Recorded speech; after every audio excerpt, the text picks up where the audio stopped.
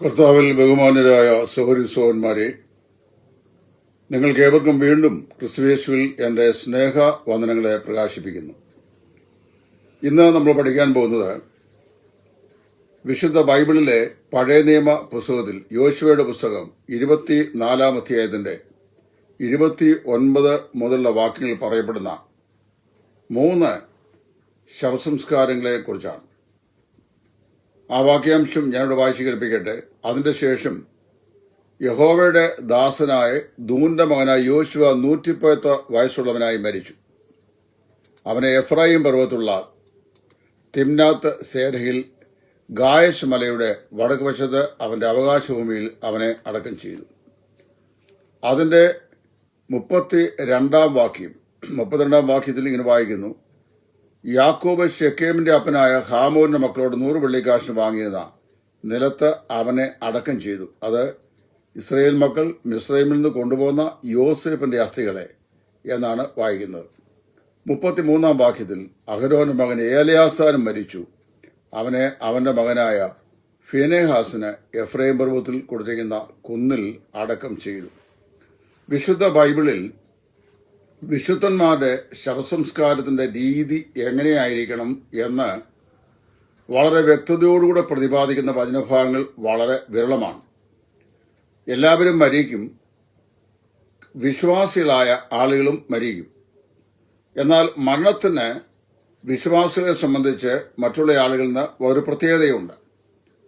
അവരുടെ ശവസംസ്കാര ശുശ്രൂഷകളിൽ ഭാവിയുടെ മനോഹരമായ പ്രത്യാശയിലാണ് അവർ ആ ശുശ്രൂഷ ചെയ്യുന്നത്. ആ ശുശ്രൂഷ ചെയ്യുമ്പോൾ വിദൂര ഭാവിയിൽ സംസ്കരിക്കപ്പെടുന്ന ഈ ഭൗമശരീരം പുനരുത്ഥാനത്തിന്റെ പുത്തൻ പ്രഭാതത്തിൽ ഉണർന്ന് ഉയർത്തെഴുന്നേറ്റ് വരുമെന്നും അവർ ദൈവമുമ്പാകെ നിൽക്കുമെന്നും അനന്തകാലം ദൈവത്തിലൂടെ ആനന്ദത്തിൽ കഴിയും എന്നുള്ള ഭാഗ്യകരമായ പ്രത്യാശ വിശ്വാസികളുടെ നിലയിലുണ്ട്. പഴയ നിയമ ഭക്തന്മാർക്കും പുതിയ നിയമ ഭക്തന്മാർക്കും ആ പ്രത്യാശ ദൈവം നൽകിയിട്ടുണ്ട്. ദൈവത്തിന്റെ ദാസനും വിശ്വാസികളുടെ പിതാവുമായിരുന്ന അബ്രഹാമിന്റെ മരണത്തെക്കുറിച്ച് പ്രതിപാദിക്കുമ്പോൾ അബ്രഹാം ഷെക്കേമ്യരോട് വിലയ്ക്ക് വാങ്ങിയ ഒരു ശ്മശാന ഭൂമി തന്റെയും കുടുംബത്തിന്റെയും ഭൗതിക അവശിഷ്ട സംസ്കരണത്തിനു വേണ്ടി വിലയ്ക്ക് വാങ്ങി വേർതിരിച്ചിരുന്നു എന്ന് മനസ്സിലാക്കാൻ സാധിക്കുന്നു. അങ്ങനെ അബ്രഹാം മരിക്കുമ്പോൾ അവന്റെ മകനായ ഇസ്മയിലും ഇസ്ഹാക്കും കൂടി അവനെ സംസ്കരിച്ചു എന്നാണ് വായിക്കുന്നത്. അബ്രഹാം മുമ്പ് തന്നെ സാറ മരിച്ചിരുന്നു. സാറായെ നാം വായിക്കുന്നത് അബ്രഹാം മക്കപ്പേലെ ഗുഹ വിലയ്ക്ക് വാങ്ങിയ മക്കപ്പേല ഗുഹയിൽ അവളെ സംസ്കരിച്ചു എന്ന് രേഖപ്പെടുത്തിയിട്ടുണ്ട്. അത് കഴിഞ്ഞ് നമ്മൾ ഇങ്ങോട്ട് വായിച്ചാൽ ബൈബിളിൽ പല ആളുകളുടെയും ശവസംസ്കാരത്തെക്കുറിച്ച് പ്രതിപാദിച്ചിട്ടുണ്ടെങ്കിലും അതിന്റെ എല്ലാം വിധം എവിടെയെല്ലാം ഏതെല്ലാം എന്ന് നമുക്കറിയാൻ വയ്യ. ഇസ്രായേലിലെ രാജാക്കന്മാരുടെ ഭൗമശരീരങ്ങൾ രാജാക്കന്മാരെ സംസ്കരിക്കുന്ന ശ്മശാനമുണ്ടായിരുന്നു. അവിടെയാണ് സംസ്കരിച്ചിട്ടുള്ളത്. അതിൽ ദുഷ്ടന്മാരായ 1-2 ആളുകളെ രാജാക്കന്മാരുടെ കലയിൽ അടക്കാതെ പുറത്തടക്കി എന്നും പറഞ്ഞിട്ടുണ്ട്. ഒരുപക്ഷെ തെമ്മാടിക്കുഴിയായിരിക്കാം. പുതിയ നിയമത്തിലേക്ക് വരുമ്പോൾ ശവസംസ്കാര ശുശ്രൂഷയുടെ വൈവിധ്യതയെ സംബന്ധിച്ച് വിശാലമായിരിക്കുന്ന ഒരു ഇൻഫോർമേഷൻ നമുക്കില്ല എങ്കിലും ദൈവവചനത്തിൽ പറയപ്പെടുന്ന ഏറ്റവും പ്രധാനപ്പെട്ട ഒരു ചുരുക്കെഴുത്തുണ്ട്. അത് അപ്പോസ്തല പ്രവൃത്തികളുടെ പുസ്തകം 7-ാം അധ്യായത്തിലാണ്. ഭക്തിയുള്ള പുരുഷന്മാർ സ്തെഫാനോസിനെ സംസ്കരിച്ചു എന്നല്ലാതെ മറ്റൊന്നും നമുക്ക് ഇവിടെ വിശദമായി അതേ സംബന്ധിച്ച് രേഖപ്പെടുത്തിയിട്ടില്ല. നാം വായിച്ച ഈ വേദഭാഗത്ത് യോശുവയുടെ പുസ്തകം 24-ാം അധ്യായത്തിന്റെ 29, 32, 33 വാക്യങ്ങൾ പഴയ നിയമ ചരിത്രത്തിലെ ഏറ്റവും പ്രശസ്തരായിരിക്കുന്ന 3 ആളുകളുടെ ഭൗമ ശരീര സംസ്കരണത്തെക്കുറിച്ചാണ് പരിശുദ്ധാത്മാവ് എഴുതിയിട്ടുള്ളത്. യോശുവയുടെ പുസ്തകം നാം അറിയുന്ന പോലെ ഒരു പോരാട്ടത്തിന്റെ പുസ്തകമാണ്. ആ പോരാട്ടത്തിന്റെ അന്ത്യത്തിൽ ഒരു വിശ്രാമത്തിന്റെ അധ്യായമായിട്ടാണ് 24-ാം അധ്യായം വിരാജിക്കുന്നത്.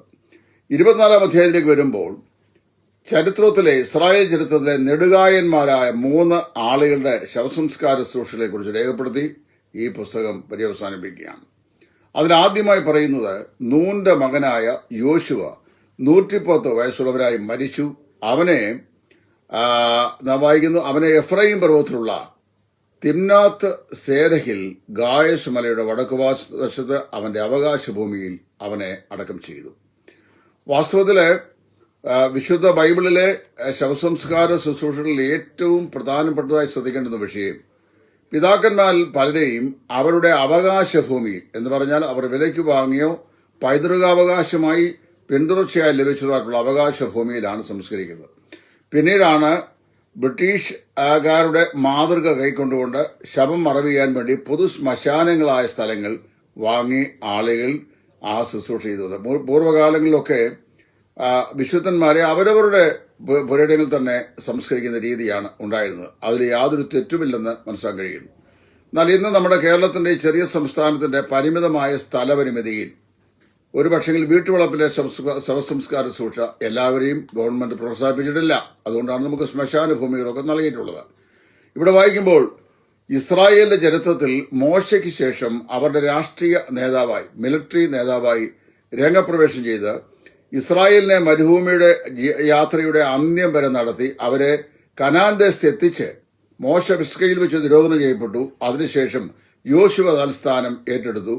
അവരെ കനാൻ ദേശത്ത് കൊണ്ടുവന്ന് അവർക്ക് ദേശം വിഭാഗിച്ചു കൊടുത്ത് അവരെ വളരെ സന്തോഷകരമായ നിലയിൽ അവിടെ സെറ്റിൽ ചെയ്ത ശേഷം തന്റെ ശുശ്രൂഷ കാലഘട്ടം പര്യവസാനിപ്പിച്ച ഒരു മഹൽ വ്യക്തിയാണ് യോശുവ. ഒരു പോരാട്ടത്തിന്റെ നേതാവായിരുന്നു അദ്ദേഹം. 110 വയസ്സുള്ളവരായി അദ്ദേഹം മരിച്ചു എന്ന് നാം വായിക്കുന്നു. രണ്ടാമത് വായിക്കുന്നത് യോസേഫിനെ കുറിച്ചാണ്. ഇസ്രായേൽ മക്കൾ മിസ്രൈമിൽ നിന്ന് പോരുമ്പോൾ ഒരു ശവപ്പെട്ടിയും അവർ ചുമന്നുകൊണ്ടാണ് പോകുന്നത്. ദൈവത്തിന്റെ നിയമപ്പെട്ടകം ചുമക്കുന്ന പുരോഹിതന്മാർ മുൻപിലും, ഞാൻ വിശ്വസിക്കുന്നത് അതിന്റെ തൊട്ടു പിന്നിൽ ചില ആളുകൾ ചുമലിൽ ഒരു ശവപ്പെട്ടിയും ചുമക്കുന്നുണ്ട്. 40 വർഷത്തെ പ്രയാണത്തിൽ 41 പ്രാവശ്യം അവർ കൂടാരം മാറ്റി മാറ്റി അടിച്ചിട്ടുണ്ട് മരുഭൂമിയിൽ.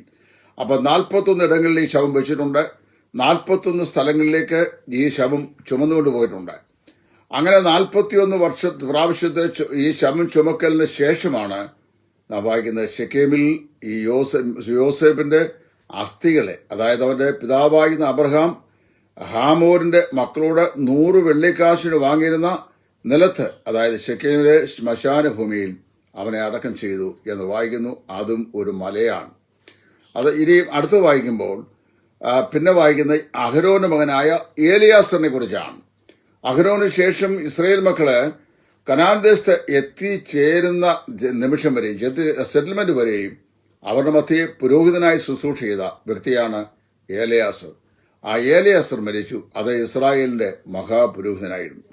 ഇവിടെ ഞാൻ ചൂണ്ടിക്കാണിക്കാൻ ആഗ്രഹിക്കുന്ന ഈ 3 മഹൽ വ്യക്തികൾ, ഒന്ന് യോശുവ അവരുടെ മിലിറ്ററി നേതാവ്, ഒരു നല്ല നേതൃത്വത്തിന്റെ അന്ത്യം. യോശുവയുടെ അന്ത്യത്തെ ചൂണ്ടിക്കാണിച്ചാൽ ഇപ്രകാരം പറയാം, ഒരു നല്ല നേതൃത്വത്തിന്റെ അന്ത്യം. യോസേഫിന്റെ അന്ത്യത്തെക്കുറിച്ച് പറഞ്ഞു കഴിഞ്ഞാൽ നമുക്കിങ്ങനെ പറയാം, മിസ്രൈമിൽ വെച്ച് പോത്തിഫറിന്റെ ഭവനത്തിൽ വെച്ച് പാപം ചെയ്യുവാൻ വീണുകെട്ടിയ കനകാവസരമുണ്ടായിട്ടും ഞാൻ ഈ അതിക്രമം ചെയ്ത് എന്റെ ദൈവത്തോട് പാപം ചെയ്യുന്നത് എങ്ങനെയെന്ന് പറഞ്ഞ് തന്റെ യൗവനത്തിന്റെ എല്ലാ മോഹങ്ങളെയും വിട്ട് ഒഴിഞ്ഞ് ശത്രുക്കളുടെയും മിത്രങ്ങളുടെയും മുമ്പാകെ നല്ല സാക്ഷി ജീവിതം നയിച്ച അനുഗ്രഹിക്കപ്പെട്ട യുവ കോമളൻ, അതാണ് ഈ യോസേഫ്. അവന്റെ അസ്ഥികളെയാണ് ഇസ്രായേൽ മക്കൾ ചുമന്നുകൊണ്ട് വരുന്നത്.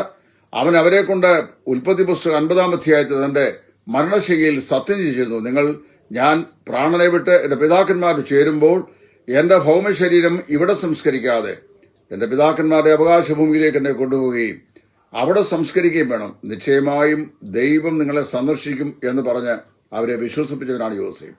ആ യോസേഫിന്റെ അസ്ഥികളെ അവർ ഷെക്കേമിലെ സംസ്കരിച്ചു എന്ന് നമ്മൾ വായിക്കുന്നു. ഒരു നല്ല സാക്ഷ്യ ജീവിതത്തിന്റെ അന്ത്യം. ഇനി മൂന്നാമത് വായിക്കുന്നത് അഹരോന്റെ മകനായ ഏലിയാസറിനെ കുറിച്ചാണ്. അവനാണ് ഇസ്രായേലിന്റെ മഹാപുരോഹിത ശുശ്രൂഷ ചെയ്ത മനുഷ്യൻ. അവനും മരിച്ചു. നാം വായിക്കുന്നു, അഹരോന്റെ മകൻ ഏലിയാസാർ മരിച്ചു. അവന്റെ മകനായ ഫീനെഹാസിനെ എഫ്രായിം പർവ്വതത്തിൽ കൊടുത്തിരുന്ന കുന്നിൽ അടക്കം ചെയ്തു. അപ്പൊ യോശുവയും ഈ ഏലിയാസറിനെയും എഫ്രായിം പർവ്വതത്തിലാണ് അടക്കിയിരിക്കുന്നത്. യോസേഫിനെ അടക്കിയിരിക്കുന്നത് ഷെക്കേം പർവ്വതത്തിലാണ്. നോക്കണം, ഈ 3 മഹൽ വ്യക്തികൾ, ഒന്ന് നല്ലൊരു ആത്മീയ നേതൃത്വത്തിന്റെ അന്ത്യം, യോശുവ നല്ല ഒരു സാക്ഷ്യ ജീവിതത്തിന്റെ അന്ത്യം, യോസേഫ് നല്ല ഒരു ആരാധനാ ജീവിതത്തിന്റെ അന്ത്യം അഹരോന്റെ മകനായ ഏലിയാസർ. ഒരു മനുഷ്യ ജീവിതത്തിൽ ലഭിക്കാവുന്നതിലെ ഏറ്റവും 3 അനുഗ്രഹിക്കപ്പെട്ട പദവികളാണ്. ഒന്ന്, ഒരു നല്ല ആത്മീയ നേതൃത്വത്തിന്റെ അന്ത്യം. ഈ വിശാലമായ ഒരു സംഘടനയുടെ നേതാവോ ഒരു സഭയുടെ നേതാവോ ഒക്കെ ആയിരിക്കാൻ കഴിഞ്ഞില്ലെങ്കിലും യഹോഭക്തിയുള്ള ഒരു കുടുംബത്തിൽ നേതൃനിരയിൽ നിന്ന് യഹോഭക്തനായ പുരുഷനായി ജീവിച്ച് മക്കളും ഭാര്യയും കുടുംബവും കർത്താവിന്റെ മേശയിലും ഭക്ഷണമേശയിലും ഒരുപോലെ സന്നിഹിതരാകുന്ന, ദൈവത്തിന് മുൻഗണന ജീവിതത്തിൽ കൊടുക്കുന്ന, നല്ല ആത്മീയ നേതൃത്വം കെട്ടിപ്പടുക്കുന്ന ഒരു കുടുംബത്തിന്റെ നേതൃത്വമായാലും മതി. മരിക്കുമ്പോൾ ആ സാക്ഷ്യം പറയാൻ കഴിയണം, ഒരു നല്ല ആത്മീക നേതൃത്വത്തിന്റെ അന്ത്യം. 2, ഒരു നല്ല സാക്ഷ്യ ജീവിതത്തിന്റെ അന്ത്യം. ഈ ലോക ജീവിതത്തിൽ ലഭിക്കുന്ന നാളുകൾ കർത്താവിലും അവിടുത്തെ വചനത്തിനും അനുസരണമായ നിലയിൽ ഒരു നല്ല സാക്ഷ്യ ജീവിതം കെട്ടിപ്പടുക്കുവാൻ നമുക്ക് സാധിച്ചാൽ അവിടെയാണ് നാം വായിക്കുന്നത് ഒരു നല്ല സാക്ഷ്യ ജീവിതത്തിന്റെ അന്ത്യം. പിന്നെ 3ാമത് വായിക്കുമ്പോൾ ഒരു നല്ല ആരാധനാ ജീവിതത്തിന്റെ അന്ത്യം. ആദ്യ വിശ്വാസം അവസാനത്തോളം മുറുകെ പിടിക്കുവാനും അങ്ങനെ അവസാനത്തോളം കഷ്ടം സഹിച്ചും കർത്താവിന് വേണ്ടിയും ഉപദേശത്തിനു വേണ്ടിയും ജീവിത സാക്ഷ്യത്തിനു വേണ്ടിയും ജീവനെ സമർപ്പിച്ചുകൊണ്ടും വിശ്വസ്തരായി ജീവിക്കുന്ന ആളുകളുടെ നല്ലൊരു അടയാളമാണ് അഹരോന്റെ മകനായ ഏലിയാസർ. അവനും മരിച്ചു. ഇനി ഞാൻ ഒരു വാക്കുകൂടെ ഇതിനോട് ബന്ധപ്പെട്ട് പറയുകയാണ്. ഇവരെ എല്ലാം സംസ്കരിച്ചിരിക്കുന്നത് ഉയർന്ന പർവ്വതങ്ങളിന്മേലാണ്. താഴ്വരകളിൽ സ്ഥലമില്ലാഞ്ഞിട്ടാണോ? അബ്രഹാം നാം വായിക്കുന്നത് വിലയ്ക്ക് വാങ്ങിയ മക്കപ്പേല ഗുഹ അത് സ്ഥിതി ചെയ്യുന്ന ഒരു ഉയർന്ന കുന്നിന്മേലാണ്. ഈ ഷെക്കേമിൽ യോസേഫിന്റെ സംസ്കാരം നടക്കുന്ന സ്ഥലവും ഒരു കുന്നാണ്. അഹരോന്റെ മകനായ ഏലിയാസറിന്റെ ഭൗമശരീരം സംസ്കരിച്ച സ്ഥലവും ഒരു കുന്നാണ്. അതുപോലെ നാം വായിക്കുന്നു യോശുവയുടെ ഭൗമശരീരം സംസ്കരിച്ച സ്ഥലവും ഒരു കുന്നാണ്. ഈ കുന്ന് മറ്റൊരു സത്യത്തെ നമ്മെ ഓർപ്പിക്കുകയാണ്. ഉയർന്ന പ്രത്യാശയെ, ഉന്നതമായ പ്രത്യാശയെ. അതാണ് ഞാൻ മുമ്പേ പറഞ്ഞത്. നമ്മളെ കർത്താവായ യേശു ക്രിസ്തുവിൽ ആശ വെച്ച, ദൈവത്തെ വിശ്വസിച്ച, വിശ്വാസത്താൽ നീതീകരണം പ്രാപിച്ച, ദൈവത്തോട് സഖിത്വം ഉള്ള ദൈവ മക്കൾ മരിച്ച് അടക്കപ്പെട്ടാൽ, രക്ഷിക്കപ്പെട്ടവരുടെ കാര്യം മാത്രമാണ് പറയുന്നത്, അടക്കപ്പെട്ടാൽ അവർ ഉയർന്ന പ്രത്യാശയുള്ളവരാണ്. എന്താണ് പ്രത്യാശ?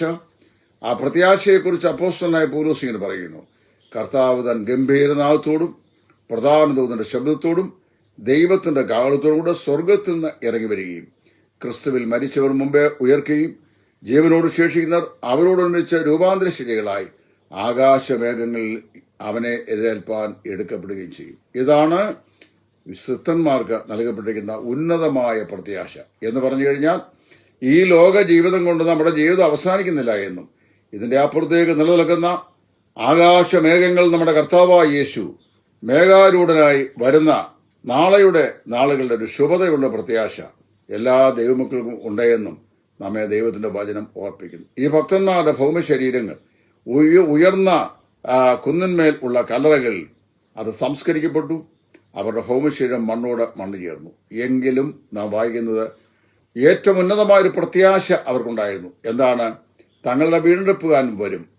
യോബിന്റെ പുസ്തകം 19-ാം അധ്യായത്തിന്റെ 26-ാം വാക്യത്തിൽ വായിക്കുന്ന പോലെ എന്നെ വീണ്ടെടുക്കുന്നവൻ ജീവിച്ചിരിക്കുന്നുവെന്നും അവൻ ഒടുവിൽ പൊടിമേൽ നിൽക്കുമെന്നും ഞാൻ അറിയുന്നു. എന്റെ തൊക്ക ഇങ്ങനെ ലഭിച്ച ശേഷവും ഞാൻ ദേഹസഹിതനായി ദൈവത്തെ കാണും. അന്യനല്ല, സ്വന്തം കണ്ണുകൾ കൊണ്ട് തന്നെ ഞാൻ അവനെ കാണും എന്നുള്ള പ്രത്യാശ ഭക്തരായ യോബിനുണ്ടായിരുന്നു.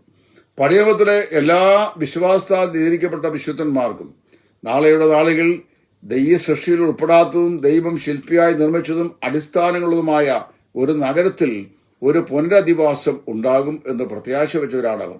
എബ്രായലേഖനം 11-ാം അധ്യായത്തിൽ വിശ്വാസ വീരന്മാരുടെ പട്ടിക രേഖപ്പെടുത്തുമ്പോൾ അവരെല്ലാവരും വാഗ്ദത്ത നിവൃത്തി പ്രാപിക്കാതെ ദൂരത്തുനിന്ന് അത് കണ്ടും അഭിവന്ദിച്ചും ഭൂമിയിൽ തങ്ങൾ അന്യരും പരദേശികളും എന്ന് ഏറ്റുപറഞ്ഞുകൊണ്ട് വിശ്വാസത്തിൽ മരിച്ചു. അവർക്കായി ഇവിടെ നമുക്ക് നിലനിൽക്കുന്ന ഒരു നഗരമില്ലല്ലോ, നിലനിൽക്കുന്നതായ ഒന്നിനായിട്ടത്രേ അവർ നോക്കി പാർത്തത് എന്നെഴുതുന്ന പോലെ നിത്യമായ ഒരു നഗരം, നിത്യമായൊരു വാസസ്ഥലം, അത് അവരുടെ ജീവിതത്തിന്റെ പ്രത്യാശയായിരുന്നു.